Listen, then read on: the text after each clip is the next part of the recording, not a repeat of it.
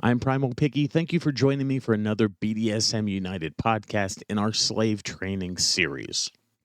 Rules are established for the relationships a slave has with others and is often divided into categories such as rules for social, rules for employment, rules for family, and rules for any additional slaves that you may have. A restriction on or rules for sexual relationships is also. The control of a slave should be extended beyond just the time and relationship with the master. Association with others is a privilege granted by the dominant and the master. It's not a right. If slave is meeting coworkers after work for an activity, you can require him or her to ask for your permission before the slave is allowed to attend. Um, it's not always a good idea to separate a slave from their family, but the slave should know that you control him or her's access and time with them, excluding the separate category of small children, which is really different and takes a great amount of care and consideration. Remember that consensual slavery is very much a responsibility of the dominant. You want to make good choices, and oftentimes the choices you make can affect others in the slave's life. And so you want to always make sure that you're taking into consideration if they have children or whatnot. So, under normal conditions, the slave is subject to your schedule. Yes, there are exceptions to the rule. Remember that they are exceptions and not the norm. You should remember that slave training does not consider a slave's behavior as being in a vacuum from their emotions, their self image, and their thoughts. These four cornerstones of training are really interconnected with each other during the training. Establishing proper behavior and turning these ideas into habits for the slave can also improve these things, such as their thoughts. It can improve their emotions and really can do a lot of really good for improving their self image. Changing a slave's environment leads to behavioral change.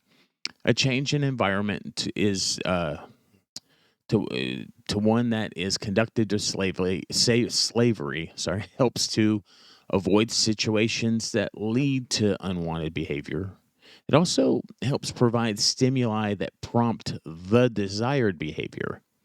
This is why it's necessary to control the slave's space time, physical actions, privacy, and relationships. The purpose of controlling all of this is to decrease the frequency of undesirable responses. Examples would be like procrastinating or bad habits or undesired habits. Um, it also increases the frequency of desired responses, uh, such as doing the chores or the new learned submissive behaviors and positions that you've taught the slave.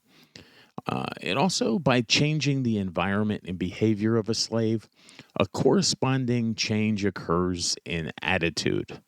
When a slave's attitude conflicts with the behavior the master requires, it causes a mental discomfort or a conflict.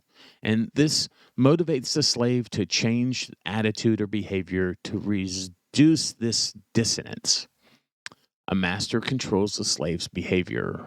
Because the slave is helpless to change behavior, an attitude must change in order to reduce the mental conflict. The feeling of helplessness to change slaves' own behavior is essential in slave training.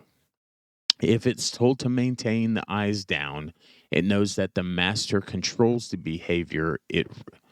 Uh, it realizes that in the long run, the slave is helpless to act in any other way than maintain eyes down. This feeling of helplessness in controlling the behavior fosters a change in attitude.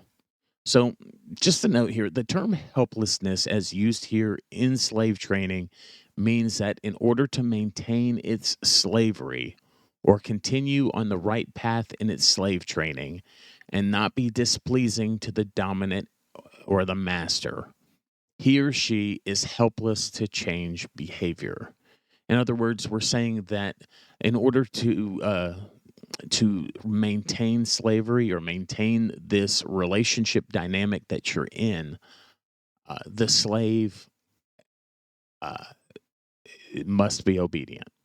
And that's what we're talking about with helplessness. That they must be obedient in order to maintain the relationship dynamic. That if they are disobedient, they're working against their chosen power exchange dynamic.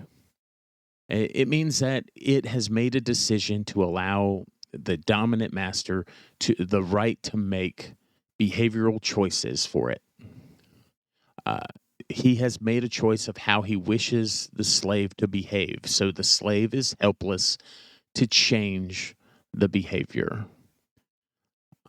That's a little bit of MS philosophy there for you. Again, we don't want to give you too much too soon. So, right now, where the rubber is really meeting the road in this slave training series, where we're really talking about like the meat and potatoes, the guts of slave training, we just wanted to give these to you in some smaller parts. So we didn't want to these podcasts to be too long or too drawn out. I'm Primal Piggy. Thank you for joining me on this BDSM United podcast. The best way to get a hold of us or to get in touch with or connect with us is at our website, www.bdsmunited.com. It contains links to all of the different social medias and things and ways just to see what we have going on as far as educational resources, things like our private BDSM education group, our large website, whips, chains, and duct tape, and other things. Um, if you're listening on your favorite platform, we really ask that you connect with us there by leaving a like, a subscribe, following us, a thumbs up, leaving a review is really good. It helps you connect with us because we read those things, but it also allows other adults to find these BDSM educational resources. And really, it's good for the entire community, the entire BDSM community, when adults are educated. And so, thank you for playing your part in that process and in making our community a good community. It's been a joy talking to you today, and I'll talk to you again soon.